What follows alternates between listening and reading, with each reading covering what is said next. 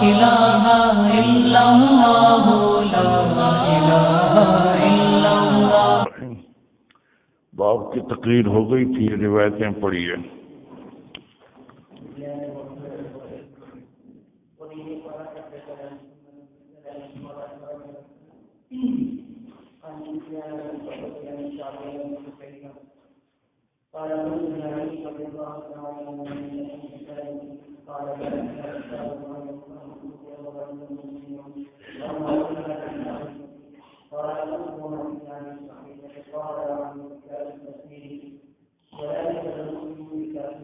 جی ہاں جی ہاں، میں نے عرض کیا حضرت علی رضی اللہ تعالی عنہ سے کہ کیا آپ کے پاس کوئی کتاب ہے؟ شیعہ نے یہ مشہور کر دیا تھا کہ حضرت علی رضی اللہ تعالیٰ عنہ کے پاس کچھ مسائل لکھے ہوئے موجود ہیں جو کسی کو بھی معلوم نہیں ہیں، اس لیے انہوں نے پوچھا کیا آپ کے پاس کوئی الگ کتاب ہے، الگ کاپی ہے جس میں مسائل لکھے ہوئے ہوں اوروں کو معلوم نہ ہو؟ تو ان کے جواب کا حاصل یہ ہے کہ ایسی کوئی کتاب میرے پاس نہیں ہے۔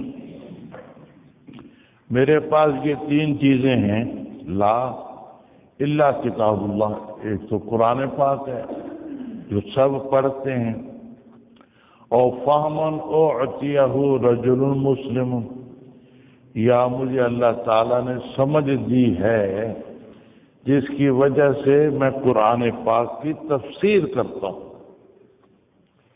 وہ قرآن پاک کی تفسیر ہوتی ہے، کوئی الگ کتاب نہیں ہے۔ تیسرے، ما فی ھذہ صحیفہ، یہ ایک کاغذ ہے میرے پاس، اس میں کچھ مسائل لکھے ہوئے ہیں، لیکن یہ مسائل تو ایسے ہیں جن کو سب جانتے ہیں، کوئی خفیہ مسائل جن کو اور نہ جانتے ہوں وہ نہیں ہے۔ سوال کا مقصد یہی تھا کہ خفیہ مسائل کچھ لکھے ہوئے آپ کے پاس ہوں جن کو اور نہیں جانتے، جو اب لیکن ایسے نہیں ہیں۔ میرے پاس کاغذ تو ہے، اس میں کچھ مسائل تو ہیں، لیکن وہ مسائل ایسے ہیں جن کو سب جانتے ہیں، وہ خفیہ مسائل نہیں ہیں۔ جی ہاں جی ہاں۔ اور ما فی ھذہ صحیفۃ، میں نے کہا اس صحیفے میں کیا لکھا ہے؟ تو بتا دیا کہ اس میں عقل کے احکام دیت، فقاق الاسیر کہ مسلمانوں کا کوئی قیدی کافروں کے پاس ہو اس کو چھڑائیں، ولا یقتل مسلم بکافر، کسی مسلمان کو کافر حربی کے مقابلے میں قتل نہیں کیا جائے۔ کافر حربی، کافر ذمہ کے بدلے میں تو قتل کیا جائے گا، کافر حربی کے بدلے میں قتل نہیں کیا جائے گا۔ مسلم شریف میں ایک روایت آتی ہے حضرت ابو سعید خدری رضی اللہ تعالی عنہ سے، لا تکتبوا عنی شیئا غیر القرآن ومن كتب عني شيئا الا القرآن فليمحوه، یہ قرآن کے سوا مجھ سے کچھ نہ لکھو، اور جس نے لکھا ہو وہ مٹا دے۔ بظاہر اس سے معلوم ہوتا ہے کہ حدیث کو لکھنے کی اجازت نہیں ہے۔ اس کی مختلف توجیحات کی گئی ہیں۔ ایک توجیہ تو یہ ہے کہ امام بخاری رحمہ اللہ تعالی کے نزدیک یہ حدیث موقوف ہے، اس لیے وہ نہیں لائے۔ امام بخاری رحمہ اللہ تعالیٰ کے نزدیک یہ حدیث موقوف ہے، اس لیے اس کو لائے نہیں۔ دوسری توجہ یہ ہے کہ یہ شروع میں منع فرمایا تھا کہ نہ لکھو تاکہ قرآن اور حدیث میں خلط نہ ہو، قرآن و حدیث میں خلط نہ ہو۔ بعد میں آپ نے لکھنے کی اجازت دے دی، بلکہ خود حکم فرمایا کہ لکھ لو تاکہ تم بعد میں گمراہ نہ ہو۔ آگے حدیث آ رہی ہے، حدیث قرطاس، حکم دیا کہ لاؤ، کاغذ لاؤ اور لکھو تاکہ میرے بعد گمراہ نہ ہو، تو لکھنے کا حکم دے دی۔ معلوم ہوا کہ ممانعت منسوخ ہو چکی، جو لکھنے کی ممانعت تھی وہ منسوخ ہو چکی، کیونکہ لکھنے کا حکم دیا تھا مرض وفات۔ تیسری توجہ یہ ہے کہ یہاں جو مذکور ہے کہ نہ لکھو غیر قرآن کو، تو اس کی صورت یہ تھی کہ قرآن پاک ہی پر لکھ لیتے تھے کچھ حدیثیں، حاشیے میں کچھ حدیثیں لکھ لیتے تھے، اس سے منع فرمایا۔ قرآن پاک کی کتاب پر حاشیے میں کچھ اور نہ لکھو، صرف اس لکھنے کی ممانعت فرمائی، علیحدہ کاغذ پر لکھیں اس کی ممانعت نہیں تھی۔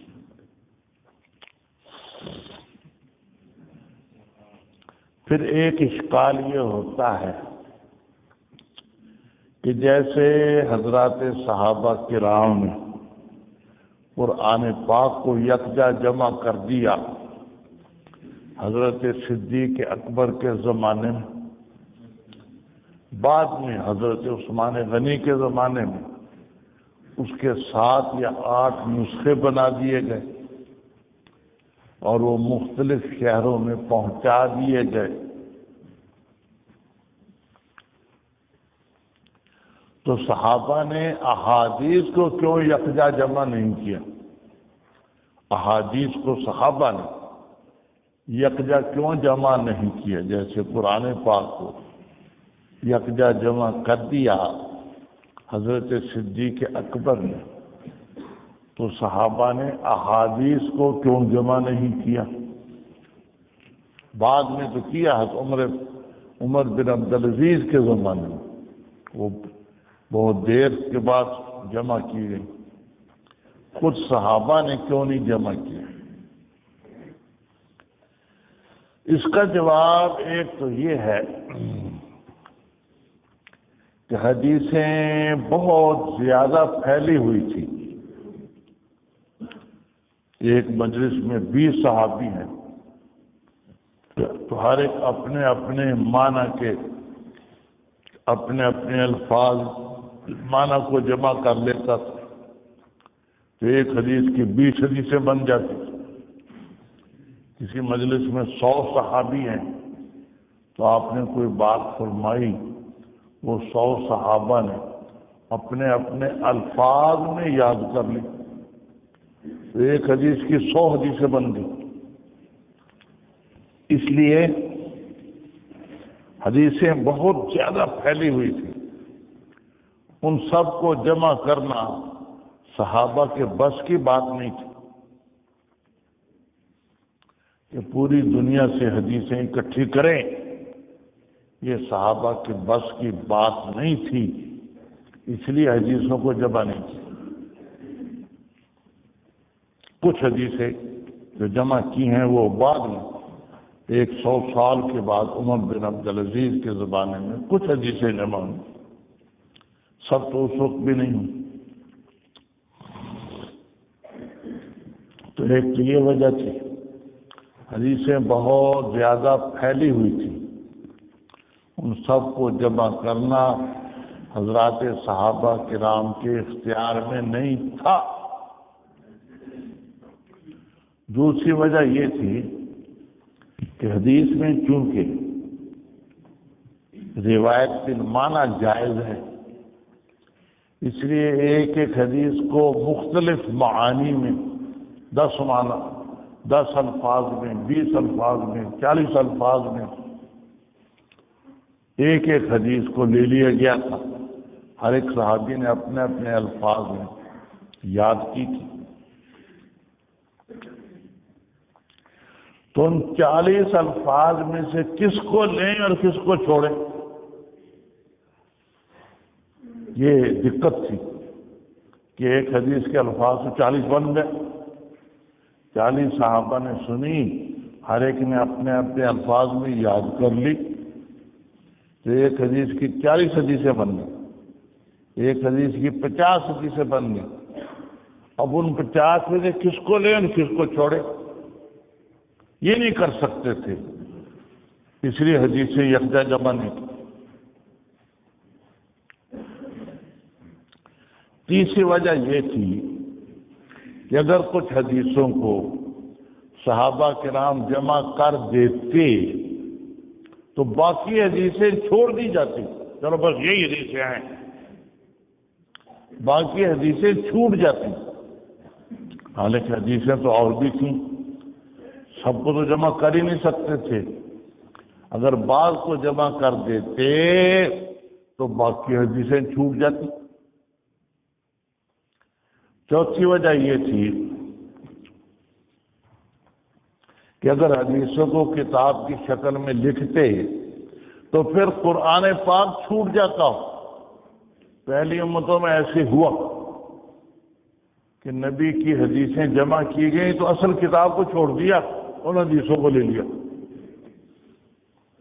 اور یہ وجہ حضرت عمر فاروق سے منقول بھی ہے، مدخل کتاب ہے امام بہقی کی، اس میں حضرت عمر فاروق نے یہی وجہ بیان کی کہ اگر حدیثوں کو جمع کیا جاتا تو قرآن پاک کو تو لوگ چھوڑ دیتے، بس ان چند حدیثوں کو لے لیتے، جیسے پہلی امتوں نے کیا کہ انبیاء کی حدیثوں کو جمع کیا گیا تو اصل کتابوں کو چھوڑ دیا، ان حدیثوں کو لے لیا۔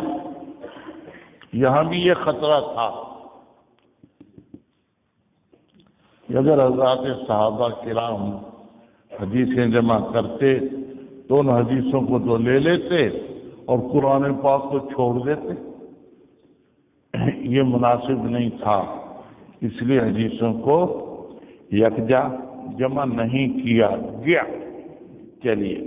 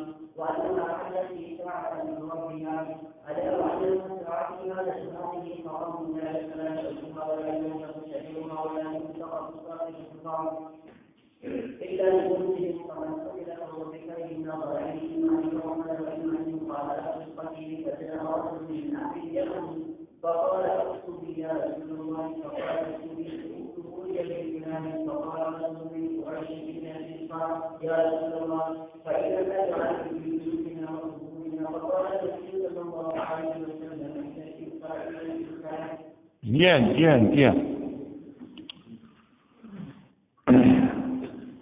بنی خزاعہ نے قتل کیا ایک آدمی کو بنی لیث میں سے فتح مکہ کے سال، بدلے میں ایک قتیل کے ایک آدمی کو قتل کیا گیا تھا ان میں سے، تو اب انہوں نے اس کے بدلے میں قتل کر دیا۔ اس کی خبر دی گئی نبی پاک صلی اللہ علیہ وسلم کو۔ آپ اونٹنی پر سوار ہوئے اور آپ نے خطبہ دیا۔ فرمایا کہ اللہ تعالیٰ نے روک دیا مکے سے قتل کو، یا روک دیا مکے سے فیل کو، اصحاب فیل کو روک دیا۔ وَسَلَّطَ عَلَيْهِمْ، اور مسلط کر دیا اہل مکہ پر رسول اللہ صلی اللہ علیہ وسلم کو اور مومنین کو۔ خبردار، یہ حلال نہیں ہے مکہ لِأَحَدٍ قبلی، نہ کسی کے لیے حلال ہوا مجھ سے پہلے، نہ حلال ہوگا کسی کے لیے میرے بعد۔ خبردار، یہ حلال ہوا میرے لیے ایک ساتھ، نہار سے طلوع شمس سے عصر تک، بس یہ تھوڑا سا وقت مجھے اجازت دی گئی کہ لڑائی کر لو۔ الا وانھا ساعتی ھذہ حرام، بس اب پھر حرام ہو چکی لڑائی یہاں، نہ کاٹا جائے گا کانٹا اس کا، نہ کاٹا جائے گا درخت اس کا، نہ اٹھایا جائے گا لقطہ، مگر لمنشد، جو اس کا اعلان کرنے والا وہ اٹھائے اور کوئی نہ اٹھائے۔ فمن قتل له قتل، جس کا کوئی آدمی قتل کیا جائے تو وہ دو میں سے بہتر اختیار کر سکتا ہے، یا تو چٹی لے لے یا قصاص لے لے۔ وَإِمَّا يُقَادَ أَهْلُ الْقَتِيلِ فَجَاءَ رَجُلٌ، ایک آدمی آیا اہل یمن سے، اس نے کہا اکتب لی یا رسول اللہ، آپ اپنے خطبے کو لکھوا دیں میرے لیے۔ فقال اکتبوا لأبی فلان، دیکھو ان کو لکھ کر دے دو۔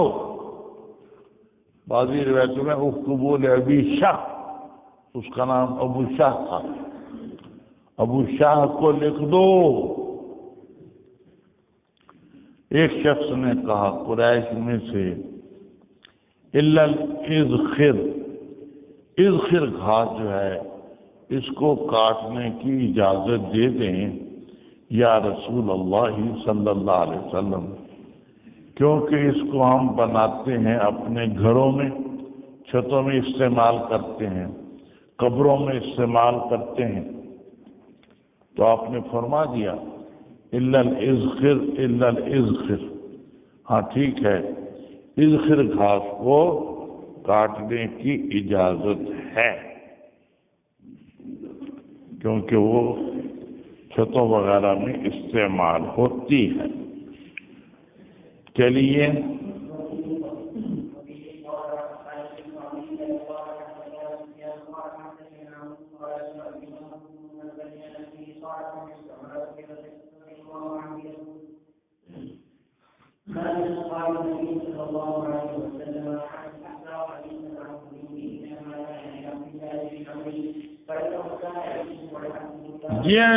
جی ہاں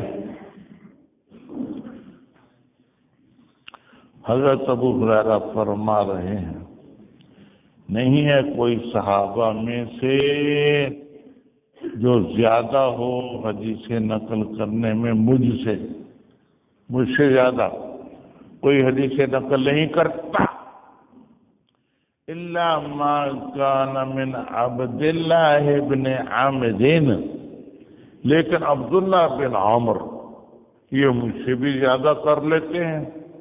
کیوں؟ فَإِنَّهُ كَانَ يَكْتُبُ وَلَا أَكْتُبُ، عبداللہ بن عمر لکھا کرتے تھے، یہ حدیث کو لکھ لیتے تھے، میں لکھتا نہیں تھا، میں زبانی یاد کرتا تھا۔ اس لیے عبداللہ بن عامر کو زیادہ حدیثیں یاد ہو گئی اور انہوں نے زیادہ آگے پہنچا دی. چلیے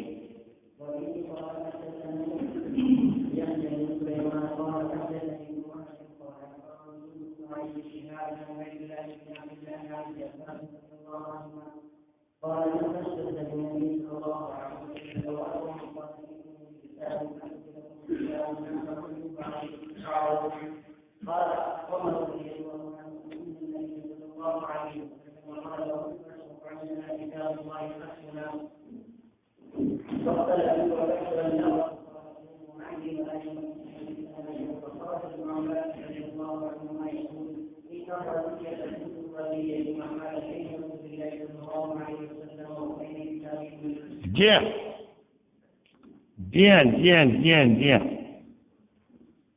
اس روایت سے پہلے ایک اور سند بھی بیان کیا. تابعہ معمر عن حمام عن ابی ہریرہ.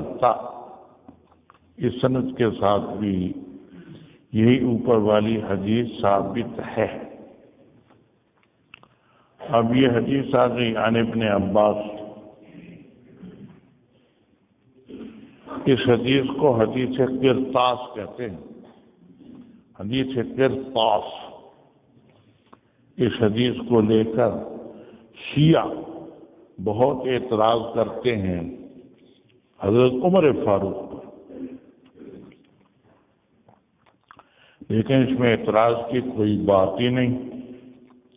عن ابن عباس لما اشتد بالنبی، جب زیادہ ہوئی نبی پاک صلی اللہ علیہ وسلم پر آپ کی تکلیف مرض وفات میں، جب آپ کو زیادہ تکلیف ہوئی تو آپ نے فرمایا ایتونی بکتاب، لکھنے کی چیز لاؤ، کوئی کاپی لاؤ، اکتب لکم، میں لکھوا دوں تمہارے لیے کوئی کتاب، کچھ میں لکھوا دوں.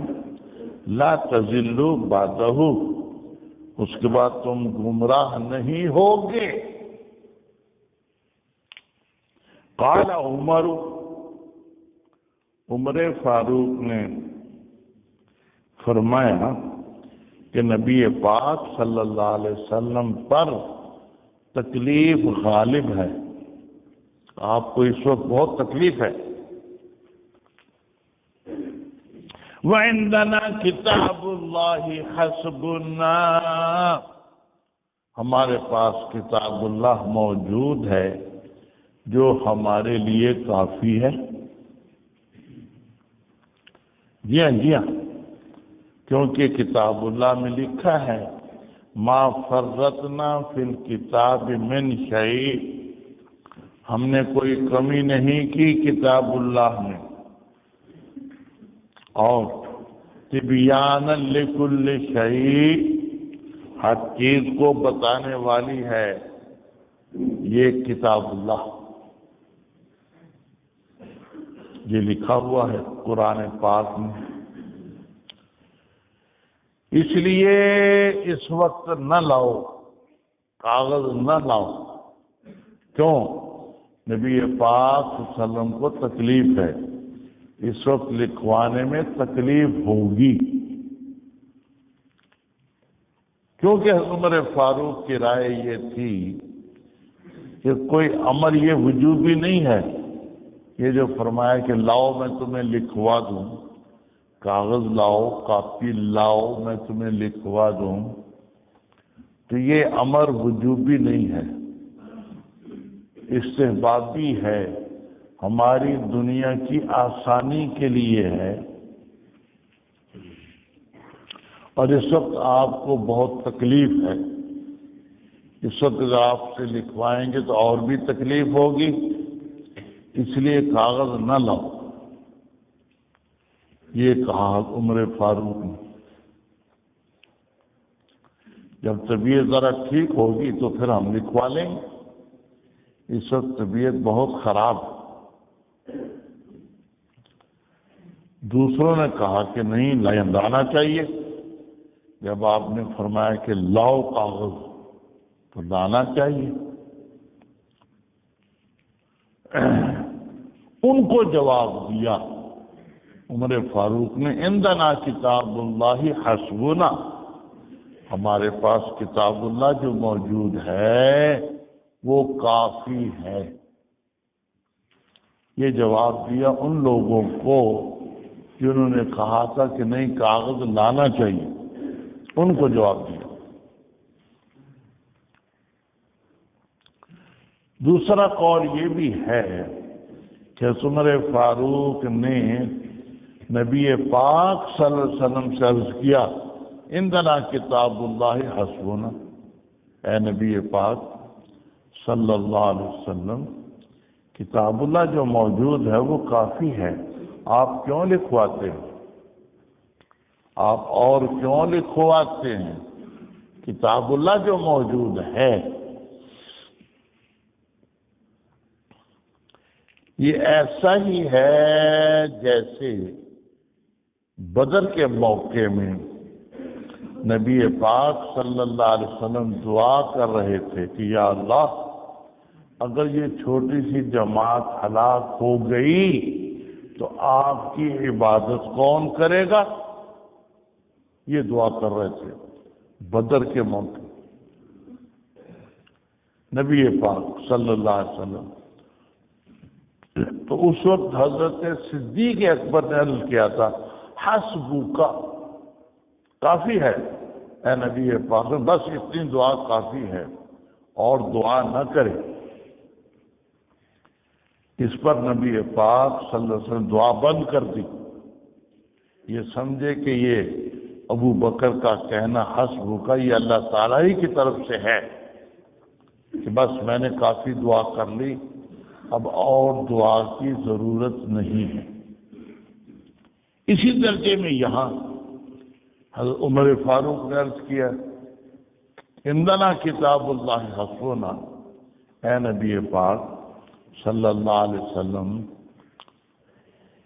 کتاب اللہ جو موجود ہے وہ ہمیں کافی ہے، آپ اور کیوں لکھواتے ہیں؟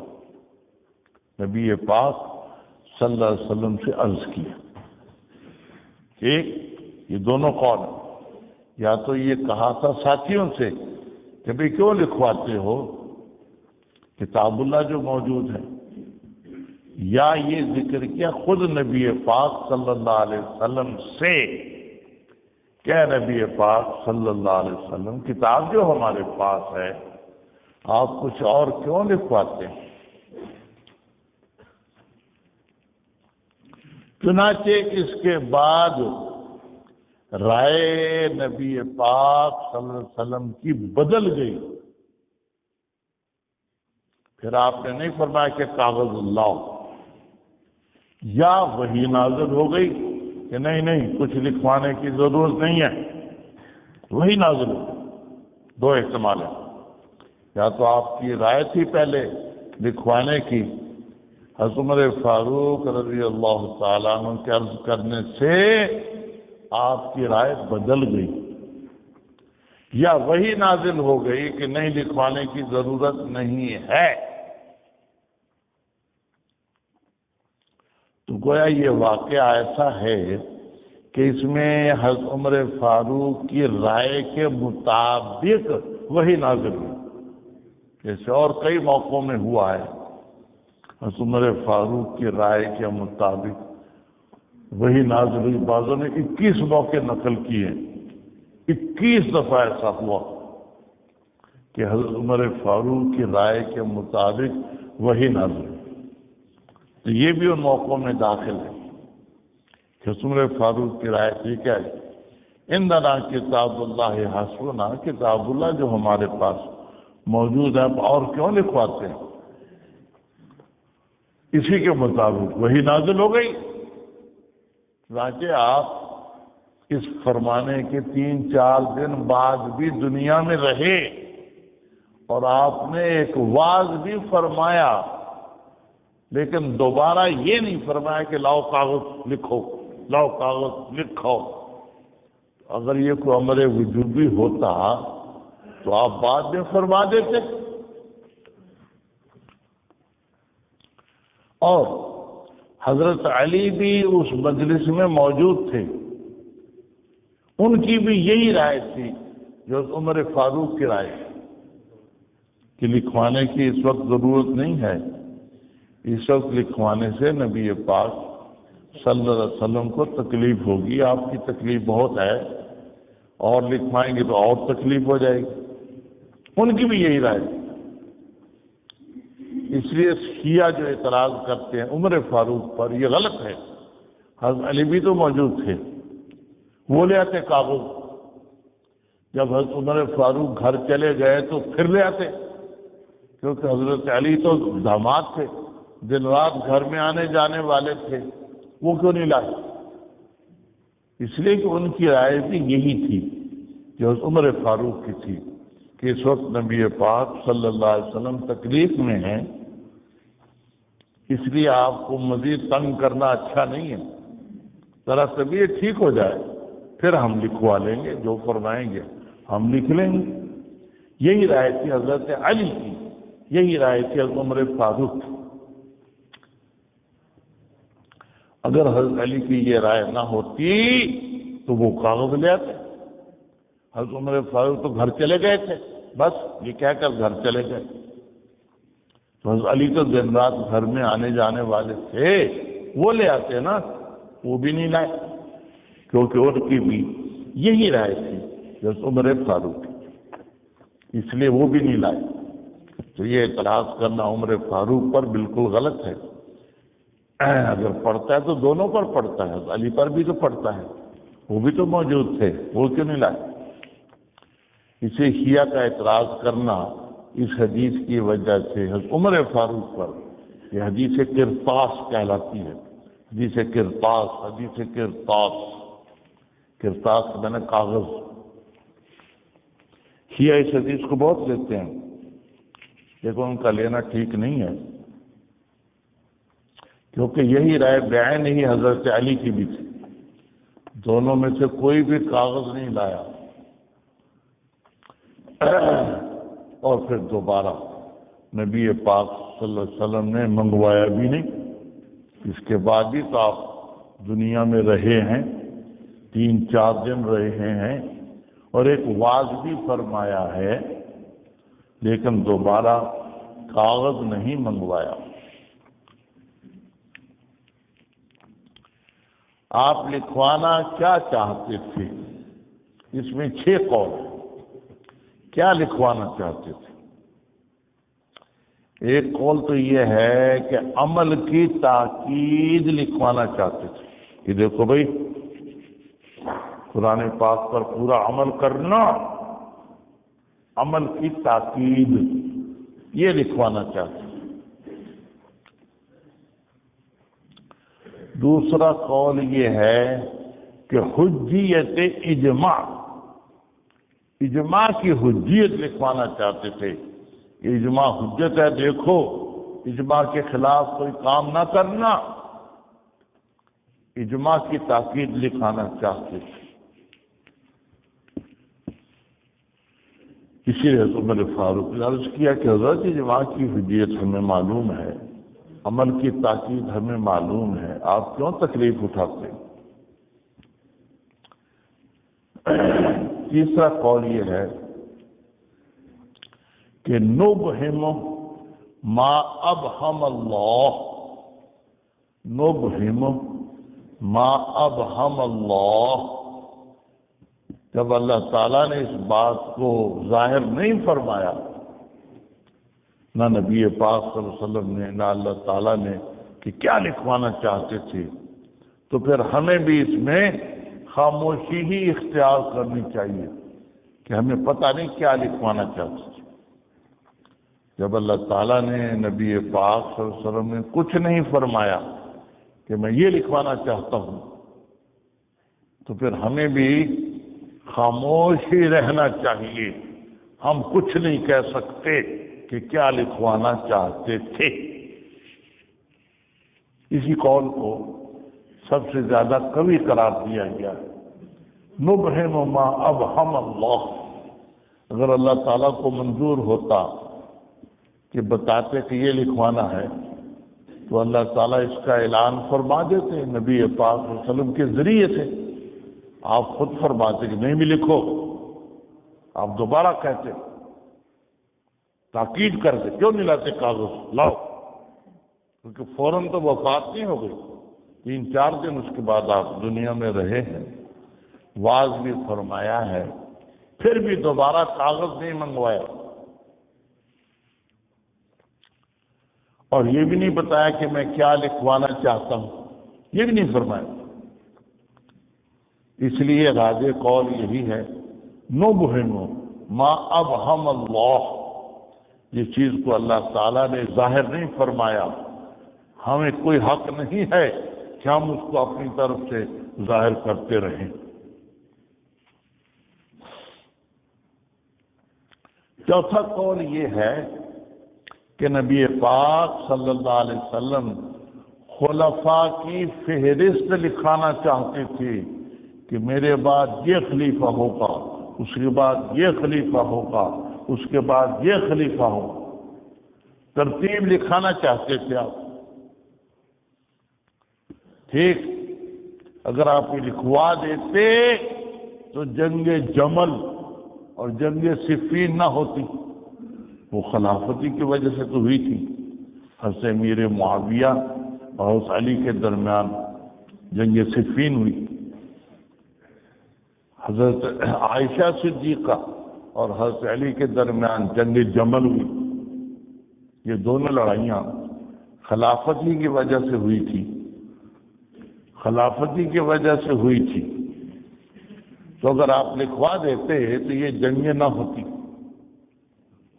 تو آپ کا ارادہ یہ تھا، ترتیب لکھوا دو کہ میرے بعد ابوبکر خلیفہ ہوں گے، ان کے بعد عمر ہوں گے، ان کے بعد عثمان ہوں گے، ان کے بعد علی ہوں گے، ان کے بعد معاویہ ہوں گے، یہ لکھوا دیتے تاکہ بس اس ترتیب پر عمل ہوتا اور کوئی لڑائی خلافت کی وجہ سے نہ ہوتی۔ بعضوں کی یہ رائے، آپ یہ لکھوانا چاہتے تھے،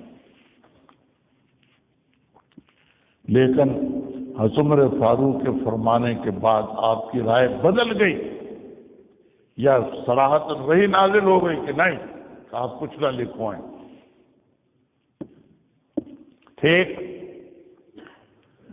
پانچواں قول یہ ہے کہ آپ کچھ مسائل لکھوانا چاہتے تھے، کچھ مسائل جن میں احتمال تھا کہ اختلاف ہو جائے، جن مسائل میں احتمال تھا کہ اختلاف ہو جائے صحابہ میں، تابعین میں، تبع تابعین میں، وہ اہم مسائل لکھوانا چاہتے تھے تاکہ اختلاف نہ ہو۔ لیکن حضرت عمر فاروق کے عرض کرنے کے بعد آپ کی رائے بدل گئی کہ نہیں کچھ اختلاف ہونا چاہیے، یہ اجتہاد کا اختلاف ایسا ہی ہے جیسے ایک قلعے میں داخل ہونے کے 4 دروازے ہوں، جو کوئی اس میں داخل ہو جائے، کوئی اس میں سے داخل ہو جائے، کوئی اس میں سے داخل ہو جائے، صرف ایک ہی دروازہ ہو تو مشقت ہوگی، 4 دروازے ہوں تو آسانی ہوگی۔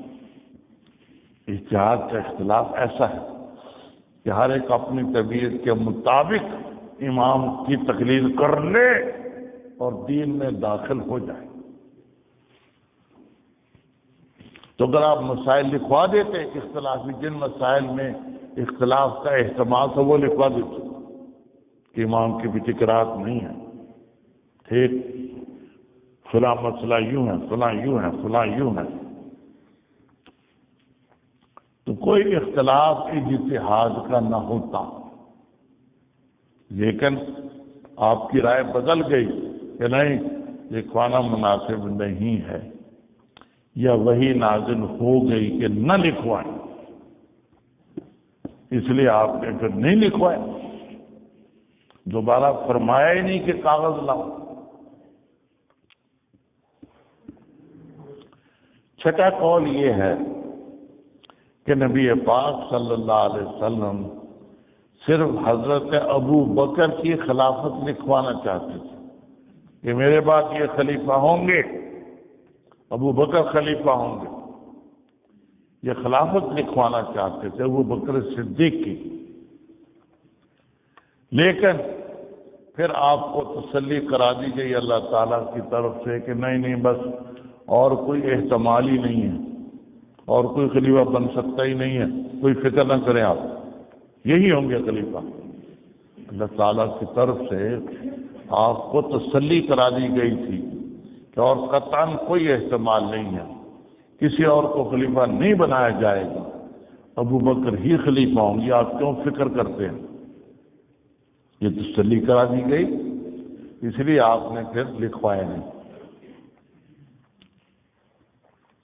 تو بہرحال ان 6 میں سے جو بھی صورت ہو، عمل کی تاکید لکھوانی ہو، اجماع کی حجیت لکھوانی ہو، یا مبہم چھوڑ ڈاؤ کہ کیا لکھوانا ہے، یا خلافت کی ترتیب لکھوانی ہو، یا بعض مسائل لکھوانے ہوں جن میں اختلاف کا احتمال تھا، یا حضرت صدیق اکبر کی خلافت لکھوانی ہو، جو کچھ بھی لکھوانا تھا ٹھیک آپ نے نہیں لکھوایا، آپ کی تسلی کر دی گئی وحی سے کہ نہ لکھوائیں، یا آپ کے اجتہاد میں آپ کا اجتہاد بدل گیا کہ لکھوانے کی ضرورت نہیں، یہ دونوں احتمال ہیں، اس لیے آپ نے نہیں لکھوایا، باوجود موقع ملنے کے نہیں لکھوایا، دوبارہ کاغذ نہیں منگوایا، دوبارہ کسی کو نہیں کہا کہ لاؤ کاغذ لکھو، اس لیے اس پر کوئی اعتراض نہیں کیا جا سکتا۔ آگے ہے فاختلفوا، جو بیٹھے تھے حضرات 5-6 ان میں اختلاف ہو گیا، وکثر اللغط، اور شور زیادہ ہو گیا،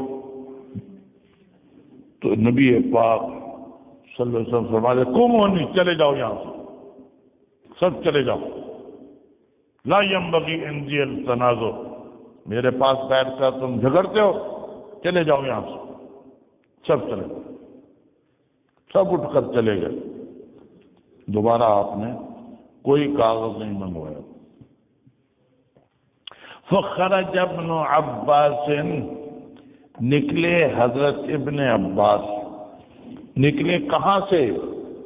اس مجلس سے نکلے، یہ نہیں مراد، بعد میں جب حدیث پڑھائی ہے یہ، اس وقت حدیث کی جگہ سے باہر نکلے، یہ مانا، کیونکہ ابن عباس موجود نہیں تھے وہاں، حضرت ابن عباس اس مجلس میں موجود نہیں تھے جس میں نبی پاک صلی اللہ علیہ وسلم فرمایا تھا کاغذ لاؤ لکھو، حضرت ابن عباس میں نہیں تھے، حضرت عمر فاروق تھے، حضرت علی تھے، کچھ اور 2-3 صحابی تھے، حضرت ابن عباس اس میں نہیں تھے۔ یہ جو نکلا یہاں مذکور ہے خرج ابن عباس، یہ بعد میں سبق پڑھا کر نکلے، حدیث سنا کر نکلے، جب نکلے تو ابن عباس نے یہ فرمایا ان الرزیۃ کل الرزیہ ما حال بین رسول اللہ صلی اللہ علیہ وسلم وبین کتابہ، یہ مصیبت ہے، بڑی مصیبت، کیا؟ وہ چیز جو حائل ہو گئی، بڑی مصیبت ہے وہ چیز جو حائل ہو گئی درمیان نبی پاک صلی اللہ علیہ وسلم کے اور لکھانے کے۔ صحابہ جو نہیں لائے کہ انہوں نے اچھا نہیں کیا، فوراً لانا چاہیے تھا، یہ رائے ہے حضرت ابن عباس کی۔ بعد میں انہوں نے یہ فرمایا، اس وقت وہ تھے ہی نہیں وہاں، تو یہ خود لے آتے نا، اگر اس ہوتے وہاں تو خود لے آتے، ابن عباس لے آتے، یہ نہیں تھے، یہ اس مجلس میں نہیں تھے۔ بعد میں جب یہ حدیث سنائی تو اس وقت کہا کہ یہ بڑی مصیبت ہو گئی کہ لکھوایا کچھ نہیں، چاہیے تھا کہ کاغذ لے آتے لکھوا لیتے، لیکن یہ رائے حضرت ابن عباس کی ہے۔ حضرت عمر فاروق کی رائے یہ ہے کہ لانے کی ضرورت نہیں ہے، کیونکہ آپ بڑی تکلیف میں ہیں، آپ کو اور تکلیف ہوگی۔ ان کی یہ رائے تھی، حضرت ابن عباس کی یہ رائے تھی کہ نہیں، اگر لے آتے کاغذ تو بڑا اچھا تھا، لے آتے کاغذ تو بڑا اچھا۔ ظاہر ہے کہ حضرت عمر فاروق کے مقابلے میں حضرت ابن عباس کی رائے کی کوئی حقیقت نہیں ہے۔ حضرت عمر فاروق کا مقام بہت اونچا ہے، حضرت ابن عباس اس درجے میں نہیں ہے۔ ان کی رائے تھی کہ لے آتے تو اچھا تھا، لے آتے تو اچھا تھا، ٹھیک، لیکن پھر خاموشی اختیار کی خود ابن عباس، یعنی سکوت کیا کہ وہی لوگ سمجھتے ہیں پورا جو نہیں لائے، میں کیا کہہ سکتا ہوں میں کیا کہہ سکتا ہوں، میں تو تھا ہی نہیں وہاں، میں کیا کہہ سکتا ہوں۔ انہیں کی رائے تھی، جنہوں نے بعض نے کہا لاؤ، بعض نے کہا نہ لاؤ، اختلاف ہو گیا، جھگڑا ہو گیا، نبی پاک نے اٹھا دیا سب کو، چلے جاؤ چلے جاؤ، سب چلے جاؤ، ٹھیک۔ تو یہ انہیں کی رائے تھی، میں کیا کہہ سکتا ہوں، خود خاموشی اختیار کی۔ تو بہرحال حضرت ابن عباس کی رائے یہ تھی کہ کاغذ لانا چاہیے تھا، فوراً لانا چاہیے تھا، لیکن عمر فاروق کی رائے یہ تھی کہ فی الحال نہیں لانا چاہیے، طبیعت ٹھیک ہو جائے پھر ہم لے آئیں گے، ذرا طبیعت ٹھیک ہو جائے، اس سے بڑی تکلیف میں ہیں آپ، ذرا طبیعت ٹھیک ہو جائے تو ہم فوراً لے آئیں گے، ہمیں کیا دیر لگتی ہے لانے میں، ٹھیک۔ یہی رائے اقویٰ تھی، کیونکہ حکم استحبابی تھا کہ لاؤ، وجوبی نہیں تھا، وجوبی ہوتا تو بعد میں ہی آپ فرماتے، کیوں نہیں لاتے، لاؤ، دوبارہ فرماتے، اسی مجلس میں دوبارہ فرما دیتے، بعد میں فرما دیتے، اگلے دن فرما دیتے، 2-3 دن آپ اس کے بعد بھی دنیا میں رہے ہیں، واعظ بھی فرمایا ہے، کسی موقع میں آپ نے دوبارہ لانے کا حکم نہیں دیا۔ تو بہرحال اس حدیث سے اتنی بات ثابت ہوئی جو یہاں امام بخاری ثابت کرنا چاہتے ہیں کہ مرد وفات میں آپ نے لکھوانا چاہا تھا، معلوم ہو کہ حدیث کا لکھنا جائز ہے، صحیح ہے، اچھا ہے، اس مقصد کے لیے اس حدیث کو یہاں لائے۔ چل جی ہاں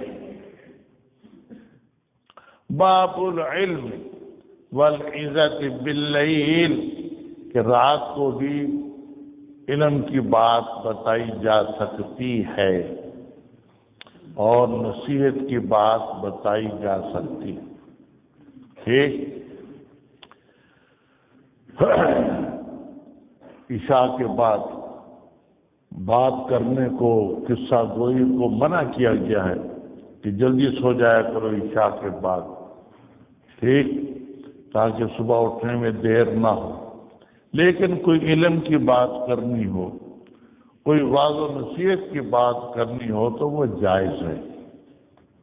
اس درجے میں اس باب کو لائے ہیں کہ اگر کہ عشاء کے بعد قصہ گوئی سے منع کیا گیا ہے، لیکن کوئی علمی بات کرنی ہو، کوئی مسئلہ بتانا ہو عشاء کے بعد بھی تو وہ جائز ہے، اس میں کچھ حرج نہیں۔ چنانچہ یہ حدیث نقل کرتے ہیں، یہ مسئلہ بیان فرمایا نبی پاک صلی اللہ علیہ وسلم نے عشاء کے بعد۔ چلیے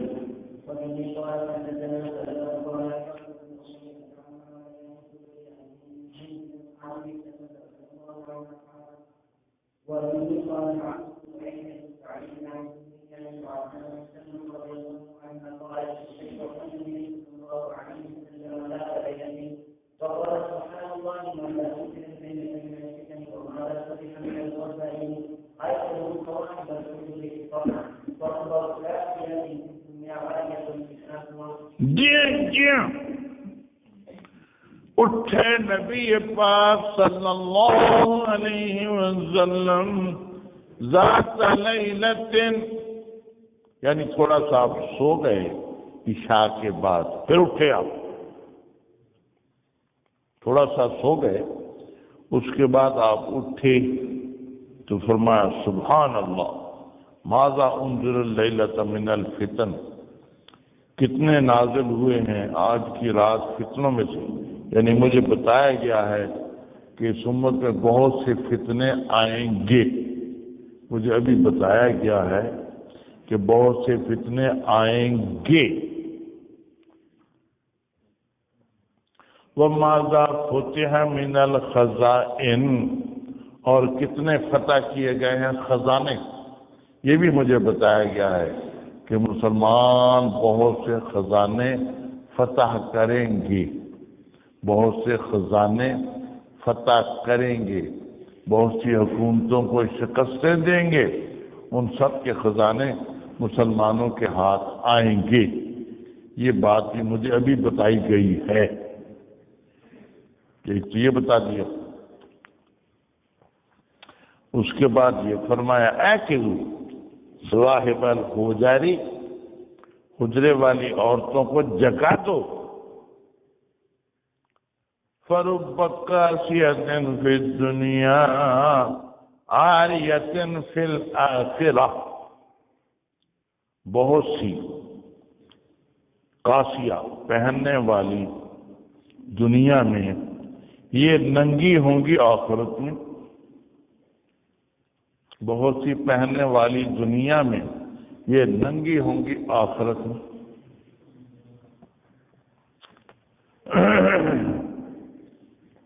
اس کے بعد عرفتھا، خبر معذوف ہے، بہت سی عورتیں جو کپڑا پہن رہی ہیں دنیا میں لیکن آخرت میں یہ بغیر کپڑوں کے ہوں گی، عرفتھا، میں ان کو جانتا ہوں۔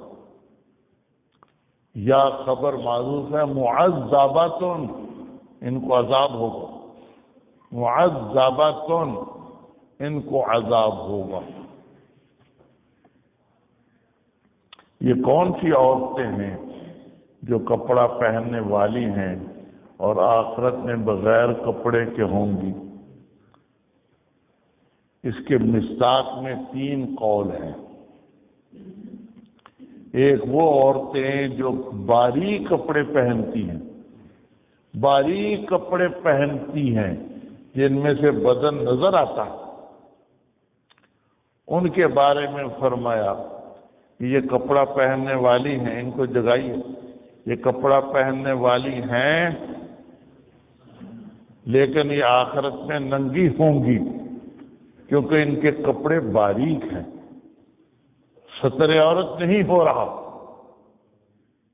عورت کے لیے تو سر سے پاؤں تک ستر ضروری ہے، ٹھیک، اور ناف سے لے کر گھٹنے تک تو دوسری سب سے ضروری ہے، ناف سے گھٹنے تک خاوند کے سوا عورتوں سے بھی ضروری ہے، اور باقی بدن میں غیر مردوں سے ضروری ہے۔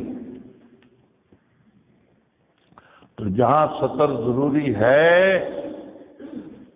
وہاں بھی کپڑا باریک پہنتی ہے، اس لیے وہ بدن کا حصہ نظر آتا ہے کہ اگرچہ کپڑا پہننے والی ہیں لیکن باریک ہونے کی وجہ سے یہ ایسی ہیں گویا کہ کپڑا نہیں پہنا۔ عرفتھا، میں ان کو جانتا ہوں۔ یا معذبات، ان کو آخرت میں عذاب ہوگا۔ عذاب کیا ہوگا کہ بدن میں پر کپڑا نہیں ہوگا آخرت میں۔ ایک تو یہ عورتیں، دوسرا قول یہ ہے کہ اس سے مراد وہ عورتیں ہیں جن کے پاس مال موجود ہے لیکن اس مال کو وہ اسراف میں خرچ کر دیتی ہیں، فضول کاموں میں خرچ کر دیتی ہیں، صدقہ نہیں کرتی، فضول کاموں میں تو خرچ کر دیتی ہیں مال کو، صدقہ نہیں کرتی، یہ عورتیں مراد ہیں۔ ان کے بارے میں فرمایا عرفتھا، یا فرمایا معذبۃ، ان کو عذاب ہوگا۔ تیسرا قول یہ بھی ہے کہ اس سے مراد ہیں ازواج مطہرات، ازواج مطہرات مراد ہیں۔ وہ یہ سمجھتی ہیں کہ ہمارے لیے صرف نبی پاک صلی اللہ علیہ وسلم کے نکاح میں ہو جانا یہی کافی ہے، کسی اور عمل کی ضرورت ہی نہیں۔ ہمارا نبی پاک صلی اللہ علیہ وسلم کے نکاح میں ہو جانا یہی کافی ہے ہمارے لیے، کسی اور نیکی کی ضرورت ہی نہیں۔ میری بیویاں یہ سمجھتی ہیں، یہ فرمایا۔ اس صورت میں خبر عرفتھا تو ہے، معذبۃ نہیں ہے، عرفتھا خبر۔ تیسرے قول میں خبر صرف عرفتھا مانی جائے گی۔ میں ان کو جانتا ہوں کہ بعض میری بیویاں سمجھتی ہیں کہ بس ہم آپ کے نکاح میں ہیں، بس کافی ہے، کافی ہے، کافی ہے، اور کسی نیک عمل کی کوشش نہیں کرتی۔ عرفتھا، میں ان کو جانتا ہوں، یہ اچھا نہیں کرتی، ان کو اور عمل بھی کرنا چاہیے۔ میرے نکاح میں ہونے کا بھی فائدہ ہوگا، لیکن ساتھ ان کو اور عمل بھی کرنا چاہیے۔ لا الہ الا اللہ، لا الہ الا اللہ، لا الہ الا اللہ۔